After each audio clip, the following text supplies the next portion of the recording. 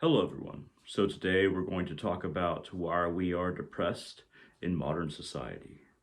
So if you like this video at all, hit the thumbs up down there. It really helps out the channel. And feel free to become a patron on Patreon at patreon.com/darkrealist, capital D, capital R. You can donate to me there and support the kind of work that I do if you so desire. At any rate, let's dive into why we are depressed in modern society.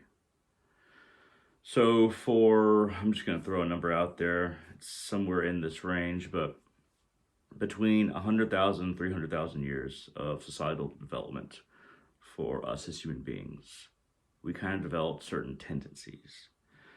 We developed certain ways that we do things.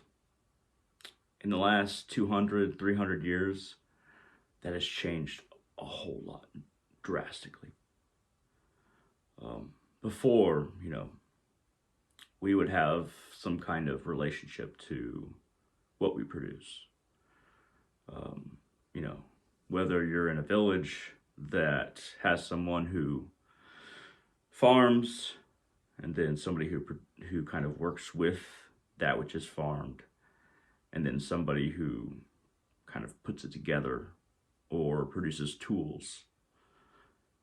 We have been conditioned just by circumstance, material reality, to engage with the products that we are working to produce for a longer time, much longer time, than we have just become cogs in a machine.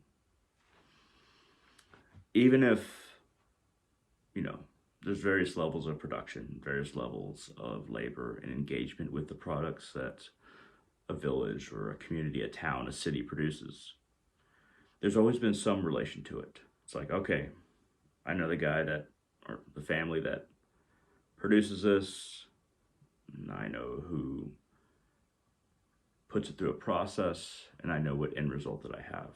But it's not just knowledge. A lot of time, for a lot of human history, you had a very personal relationship to the end product of your labor, the product of your labor, and from its beginning point to its end point and how you consume it.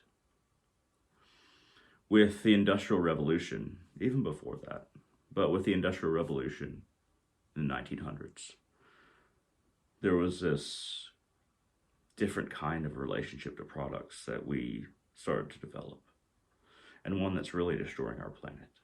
So,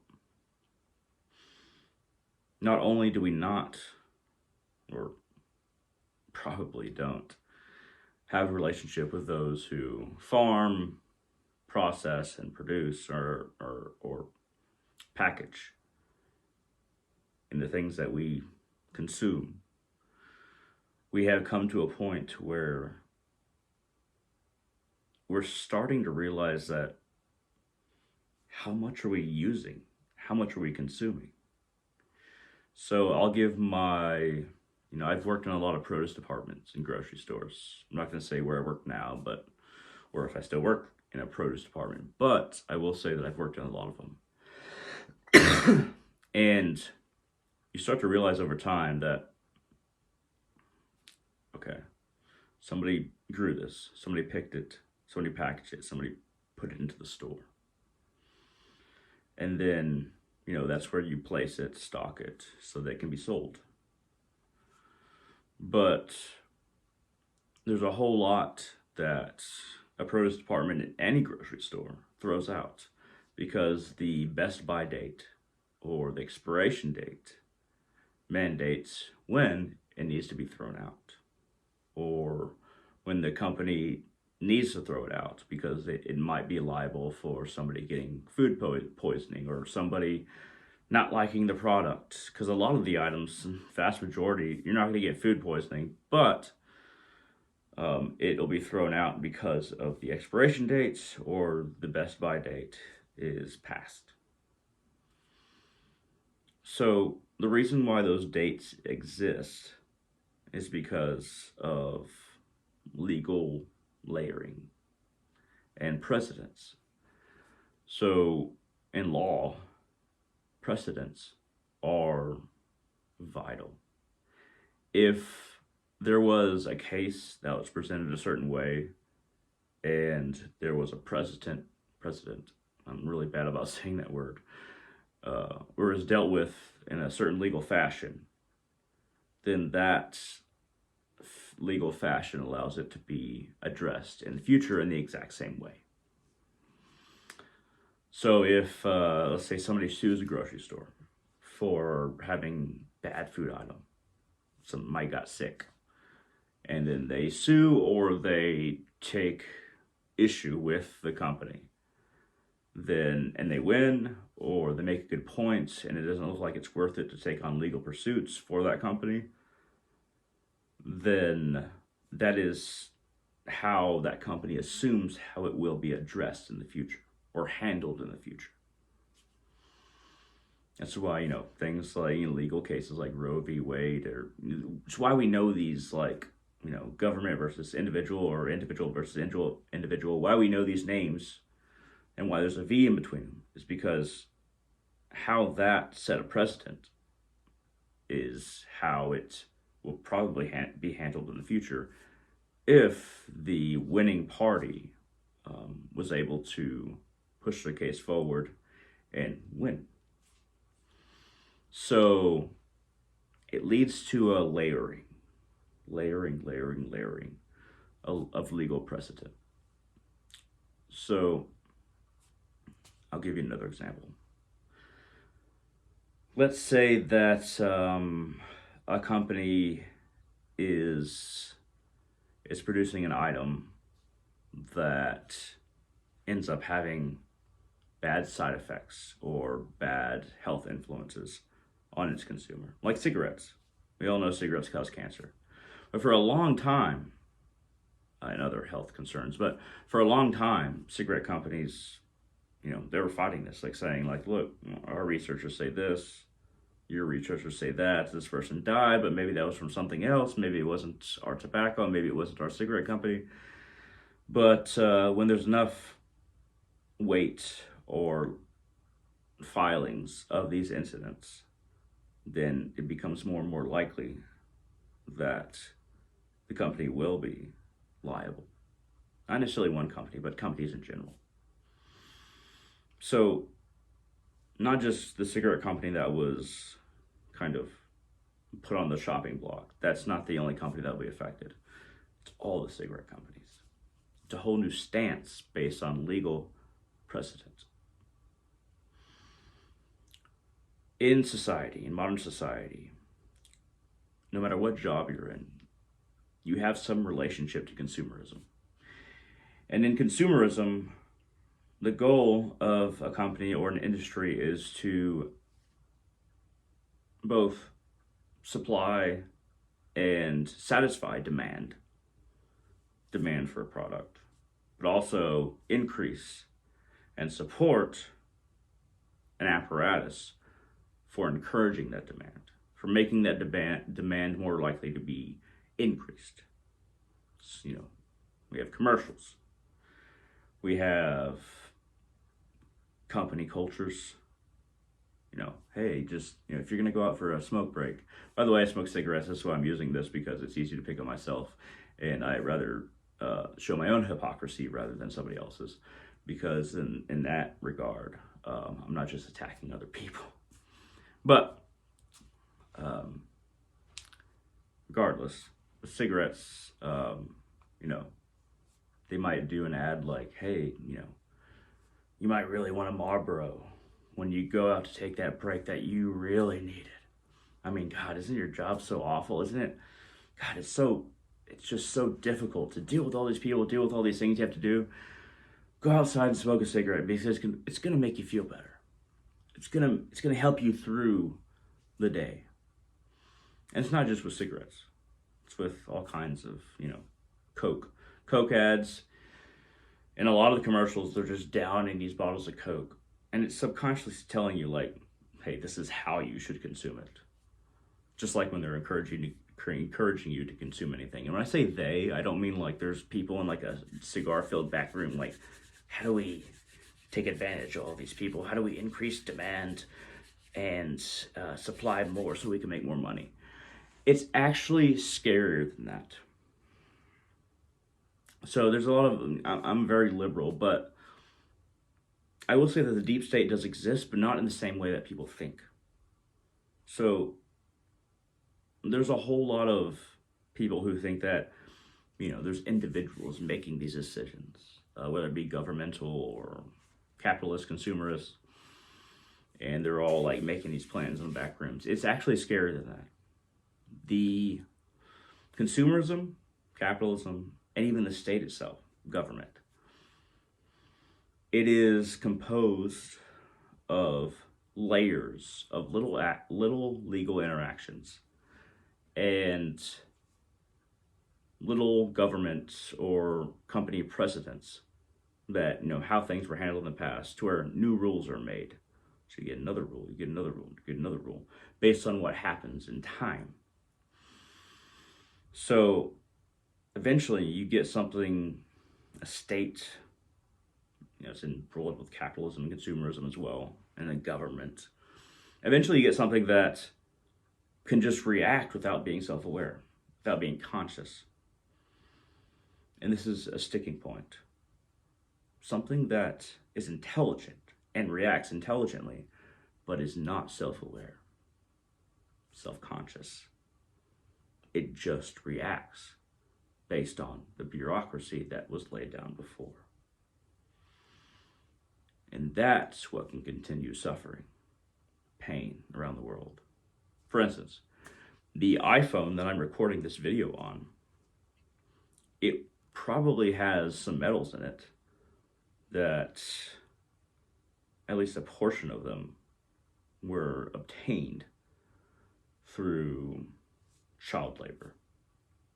I could say slave labor, because we've seen those suicide nets outside of Chinese factories. And by the way, they're not communists. They call themselves communists, but they're so capitalist. But you see these suicide nets outside these factories, like, oh, how did that happen? How did those nets get there? It's because we want these things, and we want them quickly and in vast numbers. That's why they're there.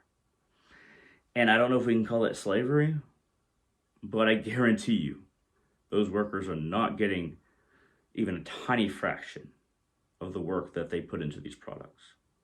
They still have to buy them at the worldwide going rate. And this is where we get into a little bit of something that's depressing. I mean, a lot of this has been depressing, but something that's depressing once you start to realize it is that just by consuming goods, like buying a phone, it's not just iPhones, it's all smartphones. Just by, I can use an easy example because I'm vegan, just by buying steaks or, buying dairy products, there's a lot of suffering that goes into those. And by buying them, you basically are confirming the suffering and allowing that suffering to continue. When it comes to iPhones and clothes, like if the tag on your clothes doesn't come from somewhere in the West, it's likely it could be produced by suffering somebody who's just trying to push out these clothes, just trying to sew, just trying to push them out because they might get beat if they don't. Just by existing as we do, we support violence in a number of forms by our addition to consuming, which is really depressing and really scary. And getting back to the point of this video, because I went off on a tangent there and I realized that and I apologize, but not having a deep relationship to the process of something being produced, whether it be an ear of corn or a knife or a phone, not having a relationship to the process of something being produced destroys our connection to it. So we stop having connection to the things that we are consuming or own or eating. We stop having a connection. And if we don't have a connection to all these things, because everything is streamlined, everything is produced very quickly, and the production process is segmented in all various levels, by not having a relationship to these things, we start to not have a relationship to ourselves. And why does this happen? Because for thousands and thousands of years of human societal development, we were close to this process, and now we're not, and it's taken away. And now we're in a position where we don't really understand why we're depressed, why we're sad. And we don't really understand why bad things happen in the world. And even if we're aware of all these processes and how many people are in pain, we don't understand why it makes us sad. And of course, compassion is why it makes us sad partly, but also deep down, we understand that our insatiable need to consume and support the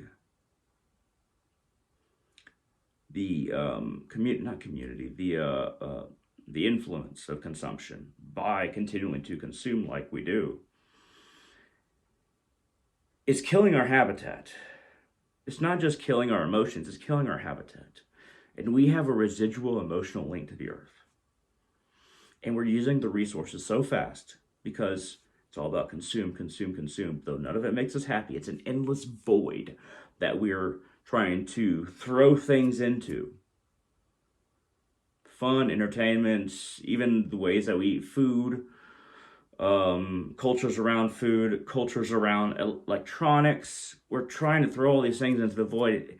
We're getting that quick high when we get something, and then when we play a game or when we're eating something that we really like that has all these ingredients in it, we're getting a quick buzz. We're getting a quick endorphin rush.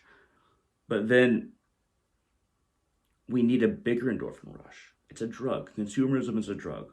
No matter what you get, no matter what you acquire through buying it, almost anything that you acquire, it's just a quick fix. And then you want more and more and more.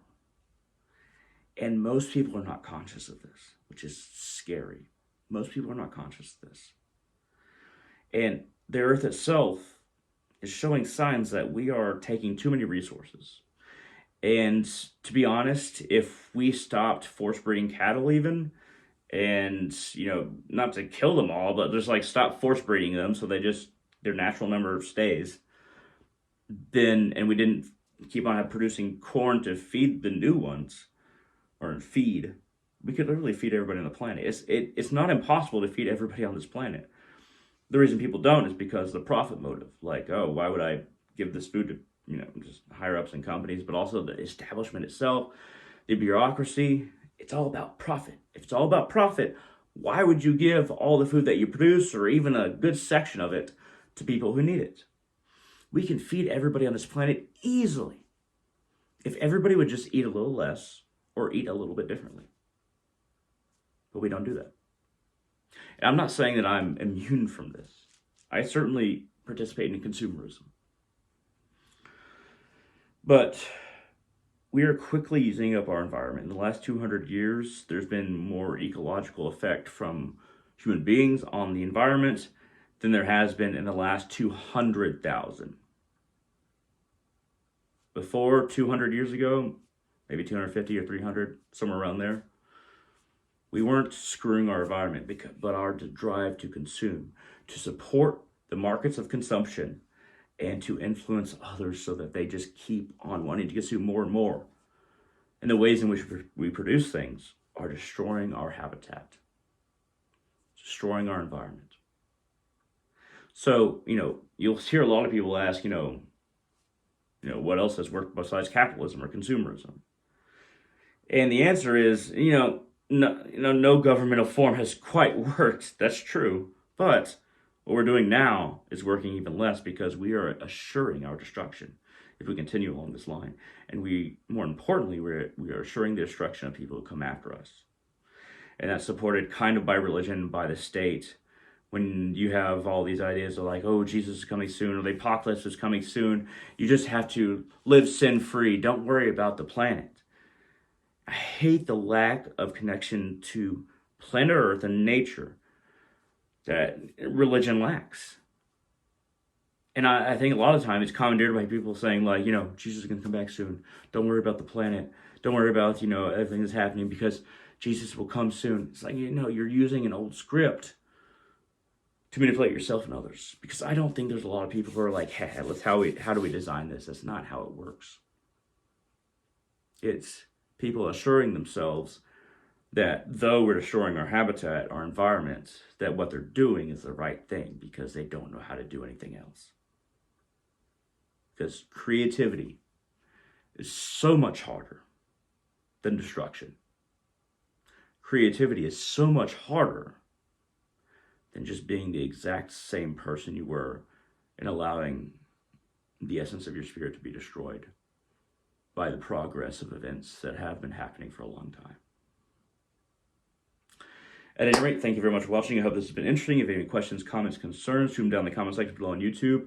This has been kind of a rambly video, but this has been a video about why we are depressed in modern society. Why, and ultimately the answer is it's because deep down we know something's wrong, but we don't know what it is.